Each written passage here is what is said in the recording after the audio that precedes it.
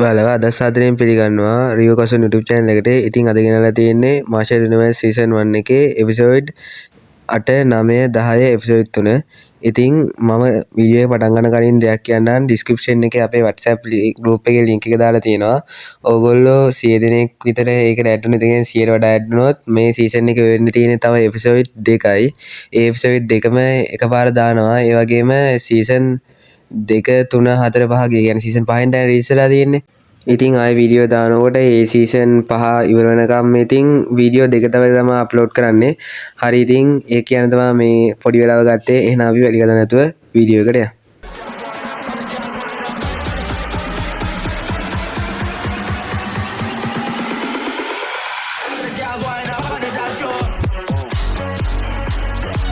හරි ඉතින් 8 වෙනි එපිසෝඩ් එක පටන් ගන්නකොටම අපිට පෙන්නන්නේ වන්ජින් වෙන්දේසියේ ඉස්සරහා ඉන්න ලින්ඩොන්ව. වන්ජින් වෙන්දේසියේ ඇතුළට ගිය ලින්ඩොන් දකිනවා එතනට යන්ෂුවනුත් ඇවිල්ලා ඉන්නවා. ඉතින් ලින්ඩොන් යන්ෂුවන් එක්ක කතා කරන්න යන්නේ නැහැ. ඊට පස්සේ මෙතනට වෙන්දේසියේ භාරකාරයා එනවා. එයාගේ නම සූ. ඊට පස්සේ ඒ විතරක් නෙමෙයි මෙතනට එයත් එක්ක කීහායිත් එනවා. මේ දෙන්න යන්ෂුවන්ට ආචාර කරලා එතනින් ඉඳ ගන්නවා. ඊට පස්සේ මෙතන වෙන්දේසිය පටන් ගන්නවා. ඉතින් මෙතන වෙන්දේසිය ගොඩක් බඩු මෙතන යන්ෂුවන් හදපු ඒවා. මෙතන තියෙන කිසිම අයිත්තමකට ලින්ඩොන්ගේ හිත ගන්න බැරි වෙනවා. ඊට පස්සේ එකපාරට මෙතන හිටපු මිනිසයා කියනවා හිස් ආධ්‍යාත්මික තනකොළ තමයි ඊළඟට වෙන්දේසි කරන්න තියෙන්නේ. ඉතින් මේවා පස්වෙනි ශ්‍රේණිගත අමෘතයක්. ආධ්‍යාත්මික ශක්තිය කියන්නේ මානසික ශක්තිය වැඩි දියුණු කරගන්න මේවා ගොඩක් උපකාරී වෙනවා කියලා. ඉතින් මේකට ලින්ඩොන්ගේ හිත යනවා. ඊට පස්සේ මෙතන කට්ටිය එක එක ලංස තිබ්බාම මේකේ ගන්න ලින්ඩොන් එරි 600ක් වියදම් කරනවා. ඉතින් මෙයාව දැකලා පුරුදුයි කියලා මාස්ටර් යාන්ට දකිනවා. ඉතින් එයා යාගේ ආධ්‍යාත්මික ශක්තියෙන් පරීක්ෂා කරලා බලනවා මේ ඉන්නේ කවුද කියලා. ඉතින් මාස්ටර් යන්ෂුවන්ට දැනෙනවා මේ ඉන්නේ ලින්ඩොන් කියලා. ඊට පස්සේ ලින්ඩොන්ටත් දැනෙනවා එයා ගැන කවුරු හරි ඔත්තු බලනවා කියලා. ඉතින් මෙතන ඉන්න කීහායිත් එයාගේ මානසික ශක්තියෙන් දැනගන්නවා මේ ඉන්නේ ලින්ඩොන් කියලා. ඉතින් මෙතන ඉන්න මාස්ටර් යන්ෂුවන් මෙයා මේ කීහායිට කතා කරන්නේ CU කියලා. ඉතින් මෙයාගේ ඇත්ත නම CUද කීහායිද කියලා මටත් හරියටම හිතා ගන්න බෑ. මොකද සබ්ටයිටල් වලට කීහායි කියලා. ඊට පස්සේ දැන් මෙතන මෙයා කතා කරන්නේ CU කියලා. ඉතින් මේක හරියටම දන්න කෙනෙක් ඉන්නවා නම් කමෙන්ට් එකෙන් දාන්න. මං ඊළඟ එපිසෝඩ් එකේ දානකොට හරියටම මේ එයාගේ නම මොකක්ද කියලා හොයලා කියලා දාන්න. ඊට පස්සේ වෙන්දේසිය වුණාට පස්සේ ලින්ඩොන් වෙන්දේසියෙන් එළියට යනවා තමයි අපිට පෙන්වන්නේ. ලින්ඩොන් වෙන්දේසියෙන් එළියට යනකොට මෙතෙන්ට එකපාරට සූමෙනිමි එනවා. සූමෙනිමි ඇවිල්ලා කියනවා වන්ජින් වෙන්දේසියේ අමුත්තන්ගේ ශාලාවේ කට්ටිය ඔයා එනකම් බලන් ඉන්නවා. ඉතින් ඔයා එතනට යන්න කැමතිද කියලා. ඊට පස්සේ ලින්ඩොන් කියනවා ඒ මාස්ටර් යන්නේද කියලා. එහෙනම් ඉතින් යමු කියලා ලින්ඩොන් කියනවා. ඊට පස්සේ ශාලාවේ ඉන්න ලින්ඩොන් අපිට පෙන්නනවා. ලින්ඩොන් එතන තිබ්බ කිරියක් කනවා. ඊට පස්සේ එකපාරටම ලින්ඩොන්වත් ඒකේ අමුතරහක් වගේ දෙනවා.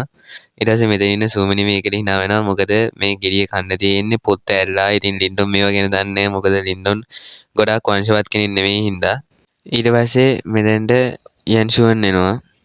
ඊට පස්සේ යන්ෂුවන් ඇවිල්ලා මෙයාට ලින්ඩොන්ට කියනවා ඔයා දැන් මානසික බලය ටිකක් ප්‍රගුණ කරන නේද? මම ඔයාලට දවයේ මුද්‍රාව පිරිපහදු කරන්න උදව් කරන්නද කියලා. ඊට පස්සේ ලින්ඩොන් කියනවා මම දැන්නමත් දවයේ මුද්‍රාව පිරිපහදු කරලා තියෙන්නේ කියලා. ඉතින් ඒකට මෙතන ඉන්න හැමෝම පුදුම වෙනවා. ඊට පස්සේ යන්ෂුවන් කියනවා ඔයා මාස කිහිපයකට කලින් මානසික බලය කියන්නේ මොකක්ද කියලා දැනෙන්නේ හිටියේ නෑ. දැන් ඔයා මෙච්චර ඉක්මනට දියුණු වෙලා නේද කියලා. ඊට පස්සේ ලින්ඩොන් කියනවා ඒකට ඔයාට ස්තුතිවන්ත වෙන්න ඕනේ කියලා මාස්ටර් යන්ෂුවන්. ඉතින් යන්ෂුවන් කියනවා දෛවයේ මුද්‍රා කොටස් 3ක් තියෙනවා කියලා. දෛවයේ මුද්‍රාව, දෛවයේ ආත්ම මුද්‍රාව සහ දෛවයේ ස්වර්ගීය මුද්‍රාව කියලා. දෛවයේ මුද්‍රාව කියන්නේ වඩාත් සාමාන්‍ය මුද්‍රාවක්ලු. ඒ වගේම දෛවයේ ආත්මීය මුද්‍රාව ගොඩක් දුර්ලභයිලු. දෛවයේ ආත්ම මුද්‍රාව පරිවර්තනය කරන්නත් පුළුවන් කියලා මෙතනදී යන්ෂුවන් කියනවා. ඉතින් දෛවයේ ආත්ම මුද්‍රාවක් තමයි ලින්ඩොන්ට තියෙන්නේ. ඒකේ අවකාශ ශක්තිය තියෙනවත් කියලාත් කියනවා. ආලෝකයේ බලය සහ අවශෝෂක බලය කියලා කොටස් දෙකකුත් මේකේ තියෙනවා. එතකොටම ලින්ඩොන්ට මතක් වෙනවා එයා ගෝවින්ගේ බලය අවශෝෂණය කරගත්ත හැටි. හරි ඉතින් මෙතන ලින්ඩොන්ව ගෙනල්ලා තියෙන්නේ මේක ඔයාට අමරණීය ප්‍රතිසංජිතය ගැන කියන්න. ඉතින් අමරණීය ප්‍රතිසංජිතය කියන්නේ ඒක නිකන් පොකුණක් වගේ එකක්. ඉතින් ඒක ඇතුළේ ගිහිල්ලා වගා කරාම ප්‍රාථමික ආත්ම අධීරිය දක්වා යන්න පුළුවන්. ඒ විතරක් නෙමෙයි ඒ ප්‍රාථමික ආත්මයේ අධීරිය දක්වා යන හදන පෙත්ත වශයෙන් තරු 6ක්වත් වෙනවා. ඉතින් වන්ජින් සංගමයේ මේක හොයාගත්තාත් ඒකම ලේවල් කට්ටියත් මේක හොයාගෙන තියෙනවා. ඉතින් මේ හින්දා ලේවල් කට්ටියකින් බේරෙන්න තමයි මේගොල්ලෝ තරගයක් සංවිධානය කරලා තියෙනවා. ඒ තරගයෙන් කියන්නේ සීල් මාස්ටර්ස්ලා 3 දෙනෙක් අතර වෙන තරගයක්. ඒකේ සීල් මාස්ටර්ලා 3 දෙනෙක්ගෙන් දෙන්නෙක්. ඒ කියන්නේ තුනම හරි තුනෙන් දෙකක් හරි කියන වැඩිම සම්භාවිතාව දිනන කට්ටියට මේ අමරණීය ප්‍රතිසංජිතයේ අයිතිය හිමි වෙනවා. ඉතින් මේකට ආරාධනා කරන්න තමා මෙතන ලින්ඩොන්ට කතා කරලා තියෙන්නේ. ඒ කියන්නේ ලින්ඩොනුත් ගිහලා එතන ගිහලා ෆයිට් කරන්න තමා මේගොල්ලෝ මෙයාට කතා කරන්නේ. CU වගේම තවත් එක්කෙනෙක් ඉන්නවා. ඉතින් මෙයාට එක්කෙනෙක් අඩුයි. ඒ හින්දා තමා ලින්ඩොන්ට මේ වෙලාවේ කතා කරලා තියෙන්නේ කියලා මෙතන යන්ෂෝන් කියනවා. ලින්ඩොන් කියනවා එයාටත් අමරණීය ප්‍රතිසංජිතයෙන් හොවා කරන්න දෙනවා නම් එයත් මේ තරණ සහභාගී වෙනවා කියලා. ඉතින් ඒකට සූමෙනිවිය කැමති වෙනවා. ඒ සීන් එක කට් කරලා අපිට වෙන්නන්නේ පාරම්පරික ගල ඇතුලින් ලින්ඩොන් හිතනවා මේකේ ශක්තිය ඇත්තම කොහොමද ඉවරුනේ කියලා. ලින්ඩොන් හිතනවා මම මේකට ආපු ඉරියව් වැරදිද කියලා එක එක ඉරියව් වලින් try කරලා බලනවා. ඒත් ඒක හරියන්නේ නැහැ. ලින්ඩොන් දකිනවා බලරෝණේ ඇතුලේ නම් කවුරුහරි දුවනවා. ඉතින් ලින්ඩොන් ගොඩාක් try කරලා ඒ දුවන කෙනාව අල්ල ගන්නවා. ඉතින් මේ ඉන්නේ මීයෙක් කියලා එයා දකිනවා. ඔයගොල්ලන්ට මතකද පළවෙනි එපිසෝඩ් එකේ දුව හිටව මීයව. ඉතින් එයා මින්ක් වංශයේ කෙනෙක්. ඉතින් මින්ක් වංශය කියන්නේ මොකක්ද කියලා මම මේ සීසන් එක සම්පූර්ණයෙන්ම ඉවරුණාට පස්සේ දාන වීඩියෝ එකෙන් දාන්න කියන්නම්. ඒ කියන්නේ කල්ටිවේෂන් ලෙවල් එක ගැන දාන්න ඉතින් ඉන්නේ මේ සීසන් එකම ඉවරුණාට පස්සේ. මොකද වැඩක් නැහැ කල්ටිවේෂන් ලෙවල් ක්ලෑන්ස් මීට කලින් දැම්මොත්. ඉතින් මේ එපිසෝඩ් වලට ක්ලෑන්ස් ගැන කල්ටිවේෂන් ලෙවල් ගැන ගොඩක් ඕන වෙන්නේ නැහැ. හරි ඉතින් මේ මීයාගේ නම තමයි ඩියෝ. ඊට පස්සේ මෙතන ඉන්න ඩියෝ කියනවා මම ස්වර්ගීය භූත මාස්ටර් කෙනෙක්. ඔයා මට ගෞරවය කරලා කතා කරන්න ඕනේ කියලා. ඊට පස්සේ මේ මීයා කියනවා අනිත් එක මම තමයි මේ පාරම්පරික ගලේ අයිතිකාරයා කියලා. භූතගිනි මකර මල් නිසා තමයි මේ ඩියෝට පණ ඇවිල්ලා තියෙන්නේ. ඉතින් ඒක ගැන තමයි ඩියෝ දැන් මෙතන කතා කරේ. ඉතින් ඩියෝ කියනවා මේකේ බලරෝණේ ශක්තිය ඉවර වෙන්න ලොකම හේතුව ඔයා බලරෝණේ ශක්තිය අධිපරිභෝජනය කරා. ඒ නිසා ඔයා මේකට ශක්තිය පුරවන්න ඕනේ කියලා. ඉතින් ලින්ඩොන් කියනවා කොහොමද ඒක කරන්නේ කියලා. ඊට පස්සේ කියනවා ඔයාට අමරණීය ප්‍රතිසංචිතේ සහභාගී වෙන්න පුළුවන් නම් ඔයාට පුළුවන් බලරෝණේ ශක්තිය සම්පූර්ණයෙන්ම පුරව ගන්න කියලා. ඊට පස්සේ ලින්ඩොන් අහනවා මට මගේ මානසික ශක්තිය වැඩි කරගන්න මෙතන ක්‍රමයක් නැද්ද කියලා. ඉතින් ඩියෝ කරන්නේ ලින්ඩොන්ව තැනකට එක්කන් යන එක. ඒ සීන් එකත් එක්ක 8 වෙනි එපිසෝඩ් එක ඉවරනවා. ඉතින් 9 වෙනි එපිසෝඩ් එක පටන් ගන්නකොටම අපිට වෙන්නන්නේ මානසික ශක්තිය පුහුණු වෙන තැනට ඇවිල්ලා ඉන්න ලින්ඩොන්ව. ඉතින් මෙතනදී ඩියෝ කියනවා මේක ගොඩක් අමාරු වැඩක්. ඔයාට මේක කරන්න පුළුවන් වේද දන්නේ නැහැ කියලා. ඉතින් ලින්ඩෝ ඉතින් මේක ඇතුළට යනවා. ඊට පස්සේ මේක ඇතුළට ගියාට පස්සේ මෙයාගේ ආත්මය සම්පූර්ණයෙන්ම විනාශ කරලා නැවත ආපහු සකස් කරනවා. ඉතින් මේ ගොඩක් වේදනාකාරී වැඩක්. හැබැයි ලින්ඩොන් අමාරුවෙන් මේක සිද්ධ කරනවා. මේ ඩියෝ කියන මීයත් එක දිගට කරලා තියෙන්නේ 5 පාරයි. ඒ වුණාට ලින්ඩොන් 10 පාරක් එක දිගට තමන්ගේ ආත්ම ශක්තිය විනාශ කරලා ආපහු සකස් කරගෙන තියෙනවා. ඉතින් ඩියෝ මෙතනදී පුදුම වෙනවා. ඒ වගේම ලින්ඩොන්ත් එයාගේ ආත්ම ශක්තිය ගොඩක් අඩු වෙලා කියලා තේරුම් ගන්නවා. ඔයා දැන් ටිකක් විවේක ගන්න. ඔයාගේ මානසික ශක්තිය මීට වඩා පුහුණු වුණොත් ඔයාගේ මානසික ශක්තිය නැති වෙලා යන්න පුළුවන්. ඔයා මෙතන ටික විවේක ගත්තට පස්සේ මම ඔයාට විශිෂ්ට රහස් මානසික ක්‍රමයක් උගන්වන්නම් කියලා ඩියෝ කියනවා. ඉතින් දැන් දවස් 20ක් ගත වුණාට පස්සේ තමයි වෙඩ පෙන්නන්නේ ලින්ඩොන් ඉන්න තැන ඉස්සරහා මෙතන විශාල කරත්තයක් තියෙනවා. ඉතින් ලින්ඩොන් කරන්නේ මේ කරත්තය ඇතුළට යන එක. ඉතින් මෙතන CU මෙනිය වගේම තවත් කෙනෙක් ඉන්නවා. එයා කියනවා මම තමයි ලියු කියලා. ඊට පස්සේ මේ ඉන්නේ CU මෙනිවි කියලා. ඊට පස්සේ මේ වෙන්නන්නේ ශ්‍රී මහත්තයා. ඊට පස්සේ යාට මෙතන ඉන්න සූ මෙනිවි කියනවා මෙයා තමයි අපේ වංචින් වෙන්දේසිය වෙනුවෙන් තරඟ කරන ඊළඟ පුද්ගලයා කියලා. ඊට පස්සේ මේ ශ්‍රී මහත්තයා මාස කිහිපයක් ඇතුළත ඔයා සීල් මාස්ටර් කෙනෙක් වුණා නේද? ඒකට මගෙන් සුබ පැතුම් කියලා කියනවා. හරි ඊට පස්සේ මේ ලේවුල්ෆ් කන්ටියේ නායකයා තමයි යූෂාන්. ඉතින් යූෂාන් ඔය මෙතන ඉන්න ශ්‍රී මහත්මයා ගෞරව කරගන්නවා. ඊට පස්සේ මේ ලේවුල්ෆ් කට්ටියන්ගේ පැත්තේ යූලින් කියලා කෙනෙක් ඇවිල්ලා කවුද මාත් එක්ක මුලින්ම තරඟ කරන්න කියලා කෑ ගහනවා. ඊට පස්සේ මේ ගෙල්ලත් එක්ක ෆයිට් කරන්න CU යනවා. ඉතින් මේ දෙන්න අතර ටික වෙලා ෆයිට් එක ගිහිල්ලා මෙතනින් කොහොම හරි ජයග්‍රහණය කරන්න CUට හැකි වෙනවා. ඊට පස්සේ මෙතන තරඟයේ මැද හිටපු කෙනෙක් කියනවා හරි වංචනික සංගමේ CU පළවෙනි තරඟයේ ජයග්‍රහණය කරනවා කියලා. ඊට පස්සේ මෙතන දෙවෙනි තරඟය ආරම්භ කරනවා. ඉතින් මෙතන ෆෙන්යාවට යන්න කියලා ලේවුල්ෆ් කණ්ඩායමේ නායකයා කියනවා. ඊට පස්සේ වංචනික සංගමේ වෙනුවෙන් යන්නේ එතන ඉන්න අනිත් පුද්ගලයා සටන් කරන්න යනවා. ඊට පස්සේ මේ තරගයත් ටික දුරක් වෙලා ගිහිල්ලා මෙතනින් ජයග්‍රහණය කරන්නේ ෆෙන්. ඉතින් දෙවෙනි වටේ ජයග්‍රාහකයා විදියට ලේවුල්ෆ් කට්ටිය පත් වෙනවා. එහෙනම් මේ තුන්වෙනි වටේ දැන් විශේෂයි. මොකද ලින්ඩොන් තිනුවත් තමයි වංචනික සංගමයට අනිවාර්යෙන් මෙතන පෙති අමරණීය පෙති පොකුණ අයිති වෙන්නේ නැත්නම් ඒක ලෙවල් කට්ටියට යනවා. මොකද 3න් 2 හෝ 3න් 3ම තියෙන්න බෑ. ඊට පස්සේ මෙතන ඉන්න ලින්ඩොන්ගේ ජෙන් ලීගේ අතර ෆයිට් එක පටන් ගන්නවා. ඊට පස්සේ මෙතන ඉන්න තරගයේ මැදින් එක නැගෙන තුන්වෙනි වටේ තීරණාත්මක වටේ දැන් පටන් ගන්නවා කියලා. ඊට පස්සේ මෙතන ජෙන් ලී කියනවා ඉක්මනටම ඔයා මේ තරගෙන් අයින් වෙන්න නැත්නම් ඔයාට මැරෙන්න සිද්ධ වෙයි කියලා.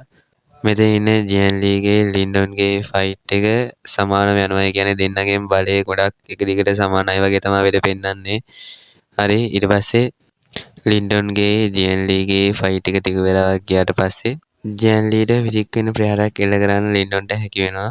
ජෙන් ලීගේ කටින් ලේත් මේ හින්දා පිට වෙනවා. ලින්ඩොන් එයා දිනුවා කියලා හිතලා ජෙන් ලීට ගෞරව කරලා ඉන්න හදනකොට ජෙන් ලී නැගිටිනවා.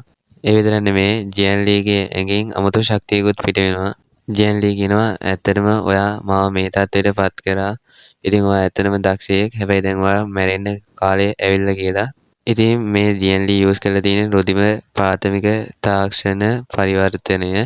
ඉතින් රුධිර ප්‍රාථමික තාක්ෂණ පරිවර්තනය පාවිච්චි කරනවා දැකලා මෙතන ඉන්න හැමෝම පුදුම වෙනවා. මොකද ඒකෙන් ශරණයකින් ඒ පුද්ගලයාගේ බල මට්ටම වැඩි කරන්න පුළුවන් හින්දා. ඉතින් මේ වෙලාවේ නම් ලින්ඩොන්ට කලින් වගේ මේක ලේසි ෆයිට් එකක් වෙන්නේ නැහැ. මොකද දැන් ජෙන් ලින්ගේ ශක්තිය ගොඩාක් වැඩි වෙලා තමයි තියෙන්නේ. ඊට පස්සේ මෙතනින් ජෙන් ලින් කරන්නේ එයාගේ ශක්තිය එකතු කරලා අතක් වගේ එකක් එවන එක.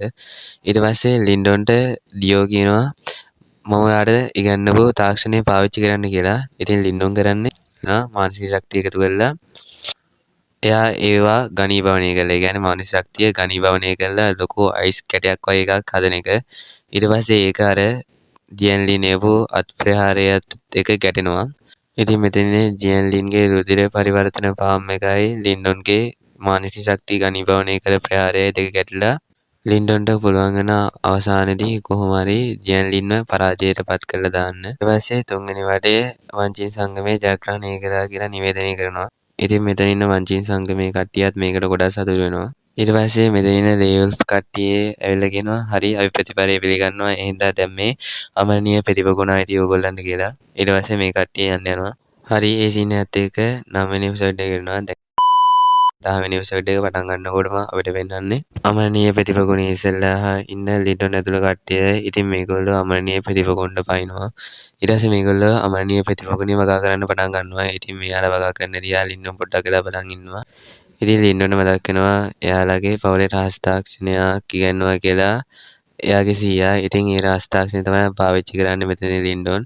ඉතින් මෙතන කැතම සීන් එක කියන්නේ ලින්ඩොන් එයාලගේ වංශයේ රහස් තාක්ෂණය භාවිතා කරාත් මෙතන ඉන්න කට්ටිය කියන්නේ ඊයු හා අනිත් එක්කෙනා එයාටත් වඩා ගොඩක් ආධ්‍යාත්මික ශක්තිය එක්රැස් කර ගන්නවා. ඉතින් ලින්ඩොන් බලනවා මේක වැඩක් නැහැ නේ කියලා. ඊට පස්සේ ඩියෝ කරන්නේ හරි මං ඔයාලට තාක්ෂණයක් උගන්වන්නම් කියලා.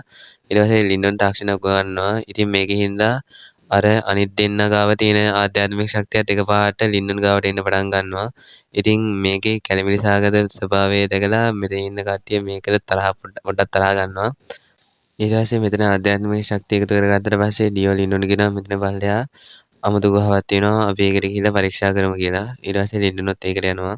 ඊට පස්සේ ලින්ඩොන් අහනවා මේක මොකක්ද කියලා. ඊට පස්සේ ඩියෝ කියනවා මේක ග්‍රීන් වෝටර් ඩීමොනික් ෆයිටන් කෙනෙක් කියලා.